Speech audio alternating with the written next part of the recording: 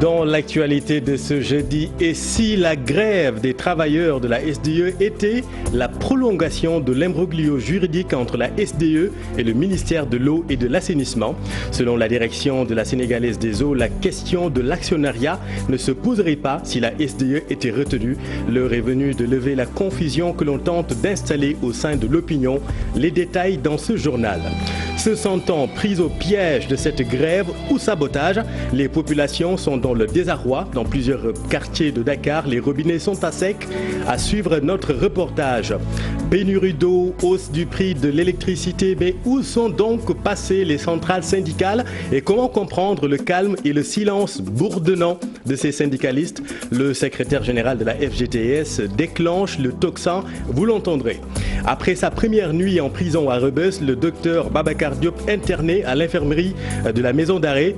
Pendant ce temps, les organisations de défense des droits de l'homme et de la société civile se mobilisent pour la libération de Guy Marius Sagna et ses camarades.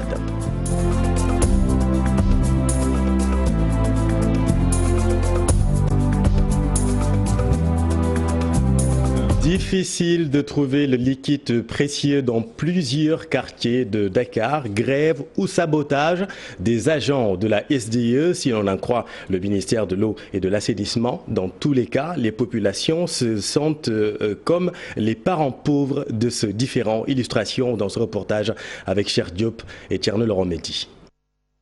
Ils ont tous la même préoccupation, trouver le liquide précieux. Enfants comme adultes, tout le monde est concerné par la pénurie. Aucune goutte d'eau dans les robinets. La grève de la Société sénégalaise des eaux a impacté sur les populations, comme ici, à Ouakam. amuñu ndox def na 3 jours amuñu ndox ndox mi dafa manqué. Nous n'avons pas d'eau depuis 3 jours.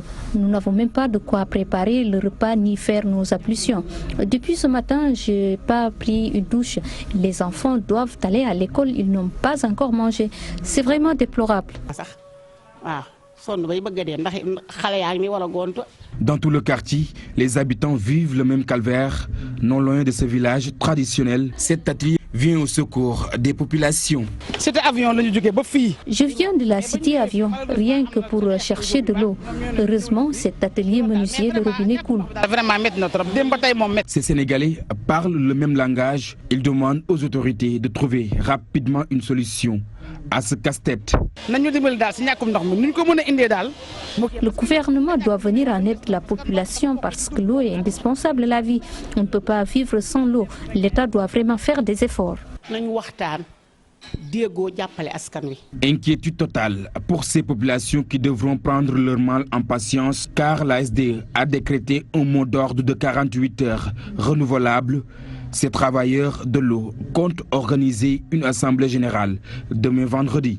Oui, cher, et la situation commence sérieusement à agacer le gouvernement. Le ministère dénonce des actes de sabotage du réseau aux fins de perturber la distribution de l'eau. D'une certaine manière, le ministère de l'eau et de l'assainissement semble même refiler la patate chaude à la direction de la SDE qui, dans le cadre du 10e et dernier avenant qui expire le 31 décembre prochain, a toujours la responsabilité de la gestion de l'eau potable en milieu urbain et périurbain. Justement, la SDE sort du bois et livre sa ferme position. En un mot, selon la direction de la Sénégalaise des eaux, cette crise pouvait être évitée si le candidat SDE était retenu à la place de Suez. Abifaï. La Sénégalaise des eaux n'a pas manqué de répondre dans un communiqué à leur ministre de tutelle, Serigne Mbaye Thiam. Après sa sortie, la SDE rappelle que le cadre du processus d'appel d'offres de renouvellement du contrat d'affermage, les 3 candidats se sont engagés à créer une nouvelle société avec un nouveau capital. Donc, il ne faut pas faire croire qu'il en sera ainsi si seulement Suez est choisi. Il est cependant important de noter qu'il y aura une différence fondamentale dans la composition de l'actionnariat national si le candidat SDE était retenu. En effet, selon l'intersyndical, en plus des 25% alloués dans la nouvelle société au secteur privé national, 25% à l'État du Sénégal et 5% au personnel, soit au total 55% des actions. Il faut ajouter la part du privé national actuel qui, dans les 45% alloués à la SDE, représenterait 19%. Pour cet appel d'offres, la SDE avait proposé le prix le plus bas, 286,9 francs CFA le mètre cube contre 298,5 francs CFA. Le maître du pour Suez, la commission avait mis 4 mois et 22 jours après le dépôt des offres financières le 1er juin 2018 pour ne procéder à l'adjudication provisoire que le 23 octobre 2018. L'intersyndicat de la SDE, qui s'est senti spolié dans sa victoire, a exploité et continue de le faire toutes les voies de recours sur le plan national. À ce propos, il est bon selon eux de rappeler que la SDE est toujours en attente de la décision de la Cour suprême sur le recours en annulation déposé depuis le 5 juillet 2019 alors que le contrat d'affermage prend fin le 31 décembre 2019. L'intersyndicat, face à une situation découlant d'un désaccord entre les travailleurs et le ministère de l'eau, de l'assainissement à propos de la répartition des actions de la nouvelle société, la SDE a fait preuve de responsabilité et de professionnalisme en prenant toutes les mesures nécessaires en collaboration avec les autorités sénégalaises pour que la continuité de service soit assurée. C'est d'ailleurs grâce à ces mesures et aux dispositifs de veille et d'action que l'impact des manques d'eau ne se fait pas sentir chez la plupart de ses clients. Sur le respect du contrat d'affermage, la SDE continue de respecter pleinement selon eux ses obligations contractuelles, toujours en parfaite collaboration, affirme l'intersyndicale avec les autorités sénégalaises pour assurer le service public d'eau potable. Merci Habib. Et Suez dans tout ça. Devant ce charivari, on en oublierait presque que l'entreprise prend fonction officiellement dans 26 jours entre stabilisation du secteur et l'assurance d'une distribution convenable de l'eau. Ce qui est sûr, c'est que les attentes sont nombreuses. Suivons ce micro-trottoir réalisé à Rufisque par notre équipe. C'est vrai que SDE doit partir à la fin du mois de décembre et que Suez va venir. Mais on a vu qu'il y a un mouvement d'humeur quand même de la part des travailleurs de la SDE qui réclament un pourcentage dans cette nouvelle entreprise. C'est tout à fait normal quand même, il faut le dire. Mais il faut que aussi le gouvernement puisse négocier avec ces travailleurs-là pour que ces travailleurs-là ne soient pas lésés dans ce nouveau statut qui va intervenir à la fin du mois de décembre. Pour que quand c'est Suez qui vient et que c'est SDE qui part, ce que nous, populations, pouvons attendre, c'est une meilleure qualité dans la distribution de l'eau, une meilleure qualité de service, que les factures aussi ne soient pas aussi salées, enfin plus salées qu'elles ne le sont déjà, et aussi que les consommateurs que nous sommes puissent véritablement nous sentir dans ce changement-là. On attend de la Suez une bonne distribution de l'eau avec une qualité aussi. Parce que des fois, il y a... À côté de cette perturbation de la distribution de l'eau, il y a également la hausse actée du prix de l'électricité. Le silence presque bourdonnant des centrales syndicales interpelle plus d'un. Le secrétaire général du FGTS s'offusque que selon Sidi Ndiaye, la surprenante hausse du prix de l'électricité est une trahison du protocole signé interdisant toute hausse des denrées de première nécessité. Sidi Ndiaye de la FGTS dans ce reportage avec Aminata Mbaresso et Pape Sango Dembaye. Sidi Ndiaye ne comprend pas. Il ne comprend pas le mutisme des centrales syndicales face à la hausse progressive de certains besoins primaires. Partout dans le monde, il suffit de petites hausses pour que les populations s'énervent et se mettent en mouvement. Or, au Sénégal, on a l'impression qu'on est tétanisé, je ne sais par quoi, pour véritablement prendre nos responsabilités. Et je dis que c'est la responsabilité des centrales syndicales de se battre.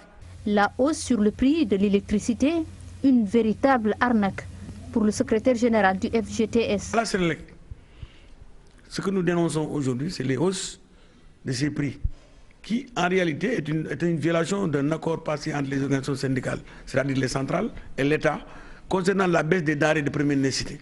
Parce que n'oubliez pas qu'à côté du riz, du sucre et de l'huile, nous avions considéré que l'électricité, l'eau et le téléphone font partie des denrées de première nécessité. De manière unilatérale, le nouveau directeur de la nouvelle direction de la Sénélec nous annonce des hausses que rien ne justifie. Ni la hausse du prix du baril du pétrole, ni autre chose. Donc nous disons, en réalité, si on veut masquer une faute de gestion, mais qu'on nous le dise. Coup dur pour les ménages sénégalais qui nécessitent un mouvement syndical uni. Il est temps que les centrales syndicales assument leurs responsabilités. Elles ne peuvent pas se débiner par rapport à ce combat-là. La hausse sur le prix de l'électricité, en plus de la grève des travailleurs de la SDE, tout un ensemble qui risque de faire mal les ménages sénégalais en premier. Voilà, Aminata Sidya Ndiaye demande un Yengout Yengel pour paraphraser Mamadou Diop Castro. Merci Aminata. Parlons de toute autre chose à présent. Le docteur Babacar Diop serait mal en point après une nuit à Rebeuss. Il a été interné à l'infirmerie de la maison d'arrêt. Information confirmée par l'avocat. Pour rappel, le docteur Babacar Diop, qui enseigne à l'université de Dakar, a été écroué en même temps que Guy Marius Sagna. Justement, l'emprisonnement de Guy Marius Sagna et ses camarades est parti pour faire couler beaucoup d'encre. Vous le savez, le leader de Frappe France Dégage est placé sous mandat de dépôt hier avec ses 7 autres camarades. D'ores et déjà, les organisations de défense des droits de l'homme et de la société civile sonnent la mobilisation pour que ce dossier soit vidé rapidement. Alassane Ba et Pape Sangoné Mbaye. D'aucuns ont vu venir leur placement sous mandat de dépôt. Guy Marius Sagna et ses camarades ont passé leur première nuit en prison. Plusieurs chefs d'inculpation à leur encontre, troubles à l'ordre public, rébellion, entre autres. J'avoue que ça ne m'inspire rien, très sérieusement. Mais quand on arrête quelqu'un, forcément, on décline des charges, on colle des motifs. Je ne voudrais pas que ça m'inspire quelque chose. Ce qui m'inspire quelque chose, et je ne suis pas le seul, c'est qu'est-ce qui explique qu'on veuille coûte que coûte que les Sénégalais continuent à payer cher les frais sociaux, les services sociaux, les besoins, les denrées. Moi, c'est ça qui m'inspire le problème. Qu'est-ce qui l'explique? Et qu'on prenne le cas de l'électricité, très prochainement l'eau va être augmentée. Est-ce que vous pensez que c'est supportable dans les conditions actuelles? Mais qu'on dise aux Sénégalais, allez débrousser un gap pendant quelques années pour combler 12 milliards. Mais sans qu'on le dise, ces 12 milliards, qu'est-ce qui l'explique et qu'est-ce qui en est responsable? Attendre la justice qu'elle dise le droit. Est-ce qu'aussi ces poursuites servent l'intérêt de la justice? Une interrogation que l'avocat militant des droits de l'homme s'est posée sur sa page Facebook. Maître Amadou Ali Khan, si l'on sait qu'il y a eu des cas similaires sans suite. En espérant que devant les tribunaux, le droit va être dit. Manifester est un droit et manifester sans violence et sans armes, à notre avis, c'est un droit qui peut être respecté parce que prescrit dans la Constitution sénégalaise. Donc, nous continuons à nous concerter, à nous mobiliser. En réponse, Maître Khan dira qu'il devrait y avoir en définitive de la finesse dans le traitement de ce genre de situation. Le Forum social, Frappe France Dégage, Art Linubok, entre autres, vont poursuivre le combat pour faire reculer l'État sur ce qu'ils qualifient de forfaiture, avec ou sans leurs camarades en prison. Une rencontre avec la presse est prévue ce vendredi. Merci Alassane. La colère gronde également à Thiaroye. Les tabliers du centre commercial des Guerpis comptent saisir la justice. Ils se sont rassemblés ce matin pour exprimer leur colère. Ces commerçants dénoncent un déguerpissement sans sommation. Suivant leur porte-parole, Oumou Khayri Thiam. On veut que les autorités nous entendent. On a saisi la justice. On veut que toutes les autorités nous entendent. Parce qu'on n'accepte jamais on prend notre place ici. Parce que c'est nous, les femmes et les garçons ont acheté ici des places. C'est notre argent. On a travaillé matin et soir pour acheter notre place. On accuse le maire de Thiaroye Gare, M. Babacar Sène, et le promoteur Ali Diallo. On interpelle toutes les autorités de ce pays pour qu'ils viennent ici. Sinon, il y a des morts ici dans ce marché. Parce qu'on n'accepte jamais qu'on pose un pierre ici. Rien, on n'en accepte pour qu'on pose rien ici. C'est 1000 tabliers, 1100 tabliers ici. Il nous a proposé un retour qu'on monte en haut. En haut, il y a des autres places qui ont acheté là-bas. Ce n'est pas notre place. Nous, on est nos papiers et nos numéros ici. On l'a cassé la nuit du Gamou. Depuis le Gamou, personne ne travaille ici. Chaque jour, on se ressemble. Sans sommation. Sans sommation, sans rien nous dire. Interrogé par notre équipe dans la banlieue de Dakar. Touche pas à mon espace vert, c'est le mot d'ordre du collectif des habitants de la SICAP Liberté 1. Ces riverains dénoncent la construction jugée illégale d'un immeuble sur cet espace public. Le collectif soupçonne également la municipalité d'être de mèche avec le promoteur. Fatima Touré et Jafar Abba.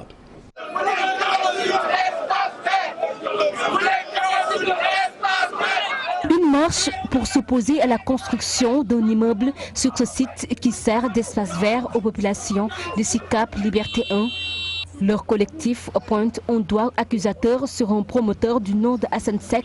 Ce dernier aurait entamé son projet sur le site en toute illégalité, selon les manifestants. Personnellement et avec les gens avec lesquels je suis, nous sommes tous ensemble, donc comme un accord, nous désignons le maire du doigt. Il n'aurait pas dû signer ce document-là et il a les aptitudes et les connaissances nécessaires qui lui obligent à se rendre compte que la signature n'était pas acceptable. 20% de la SICAP Liberté 1 sont sortis pour manifester, pour dire non à tout ce qui se passe. On ne sait même plus si on est dans le Far West ou pas. Parce que tout ce qui, à tout moment, il y a des espaces qui sont donnés soit pour faire des marchés, soit à des concessionnaires de voitures. Donc on ne comprend plus. La municipalité, quant à elle, dégage toute responsabilité dans cette affaire et renvoie la balle dans le camp de la SICAP. Tout ce qui est en train de la prédation foncière qui est en train de sévir dans la commune de SICAP Liberté a été étudié par les services de l'urbanisme, après quoi ils ont donné quitus pour que le maire puisse valider. Après démarrage des travaux sur le site en question, la DESCOS avait sommé le promoteur d'arrêter toute construction suite à la polémique suscitée par le projet. Et accusé d'avoir entamé son projet en toute illégalité, le promoteur Hassan Sek apporte des éclairages. Il a tout bon. Selon lui, il a déclaré avoir des documents en bonne et due forme. La légalité et la légitimité, il n'y a que le droit qui peut le donner. Et moi, j'ai un titre foncier. Je crois qu'un titre foncier est un droit que la Constitution protège. J'ai un titre foncier en bonne et due forme, avec les autorisations de construire et tout ce que ça suit. La DESCOS est venue voir ce terrain, et il y a quelques ans, et la DESCOS m'a demandé de continuer mes travaux. Et ce qui en suit, on le sait. Mais l'État, quand quelqu'un est dans ses droits le plus absolu, l'État a le droit et le devoir de protéger le citoyen de ses biens et de sa personne. Et pourtant, tout ça, je le sais, mais je ne me confronterai à personne. Et on me parle d'un certain Cheikh Ndiaye, qui est un adjoint au maire. Et je pèse mes mots.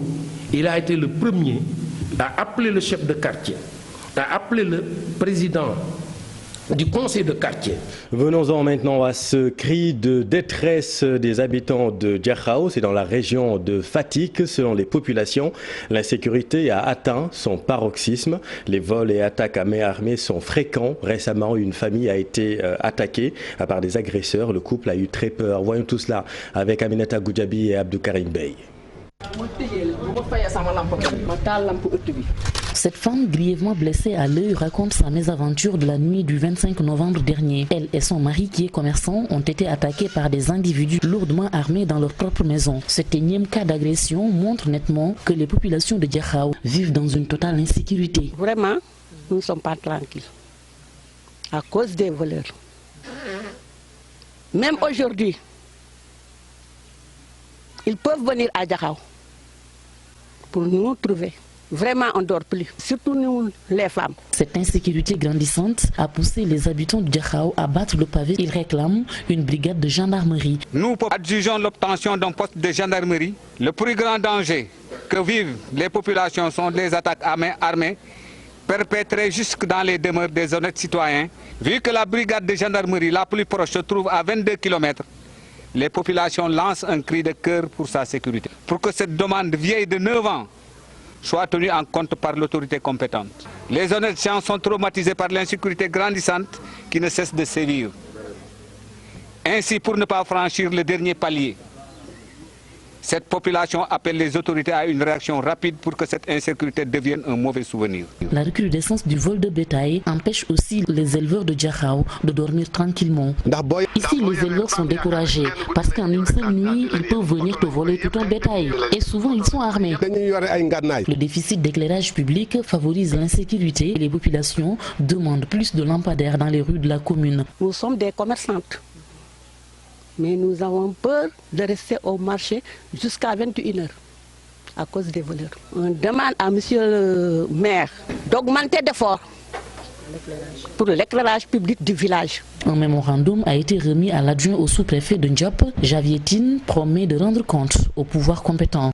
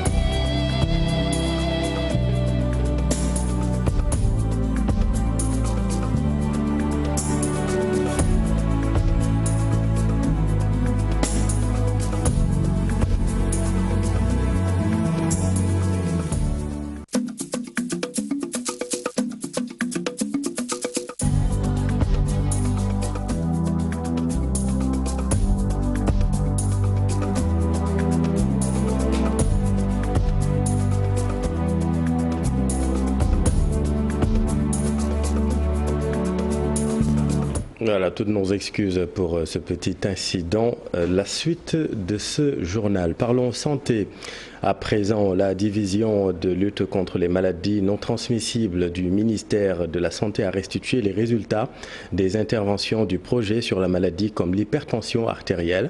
Vous le savez, 29% de la population âgée entre 18 et 60 ans souffre de cette maladie. Les facteurs à risque sont nombreux et des recommandations ont été formulées. Voyons le sujet de Maguette Souare Diallo et Pape Sangoné Baye.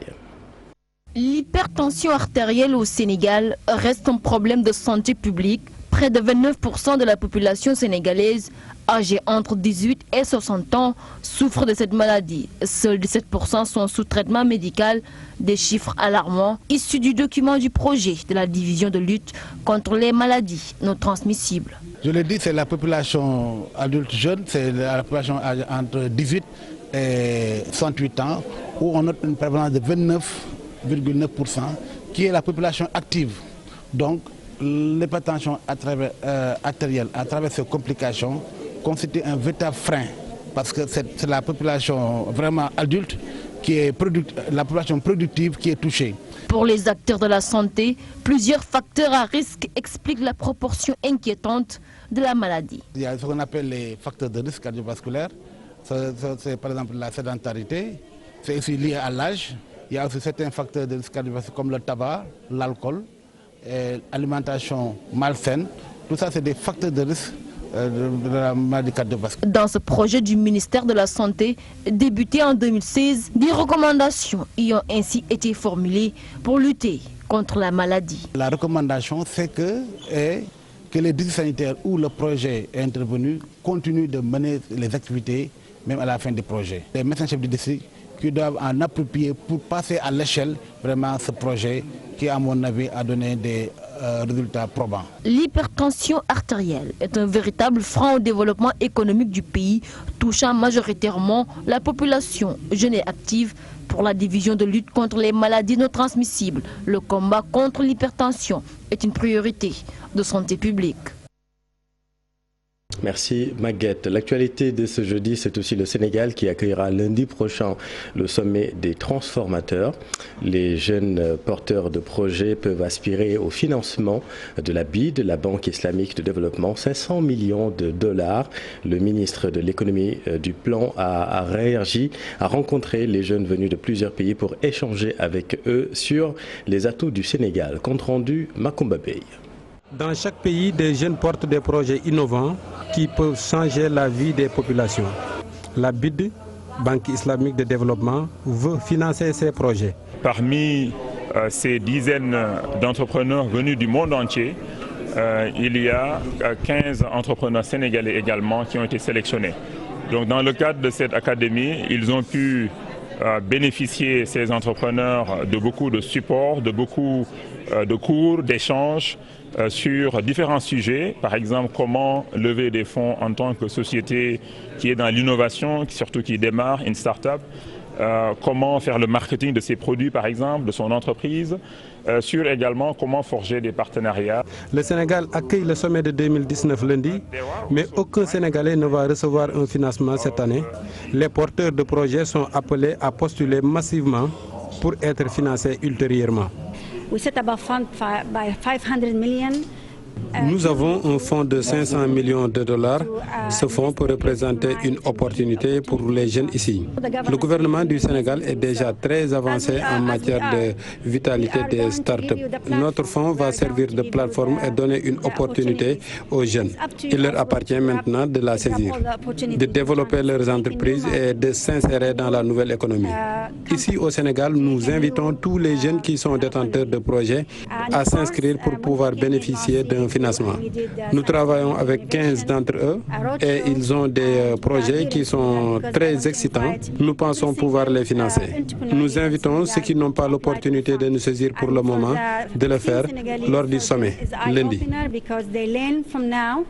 Des candidats sénégalais sont déjà prêts à bénéficier de ces fonds pour aider leurs petites entreprises à atteindre la prochaine étape, la taille critique. La sécurité, globalement, en général. sécurité électronique, gardiennage, bodyguarding, sécurité incendie bien entendu, tout ça c'est ce qu'on fait actuellement. Dans une ferme digitale, toutes ces informations-là sur l'humidité, sur le poids, sur la croissance, sur l'humidité, sur tout ce qui est endémie ou bactéries, etc., est détectée par des capteurs et collectée sur un appareil. Ça peut être un téléphone mobile, ça peut être un ordinateur. De telle sorte que, à temps réel, le businessman qui a sa ferme à Diamniadio ou à Pout et qui se trouve à Dakar ou à Dubaï a les informations sur la croissance, a les informations en même temps sur les commandes, les transactions, les ventes, etc. Le Sénégal veut être parmi les pays les plus attractifs pour le développement des startups et prépare le cadre institutionnel pour compléter son arsenal. Il y a l'incubateur et le guichet de la DER, de même que le parc numérique de Diamniadio. Le président Macky Sall, le président de la BID et Youssou Ndour sont attendus à la cérémonie lundi au CICAD de Diamniadio. Merci Makumba. Et puis, dernière minute, parlons de ce chavirement de cette pirogue en Mauritanie. 13 Sénégalais étaient à bord, donc disparus après ce chavirement en Mauritanie de la pirogue transportant des migrants. Info de notre confrère de la RFM, Mohamed Diop. C'est la fin de cette édition. L'info continue dans Soir d'Info. Papa Abdoulaye Der avec Binta Diallo. Vous recevez l'avocat Maître Hassan Diomadjaï.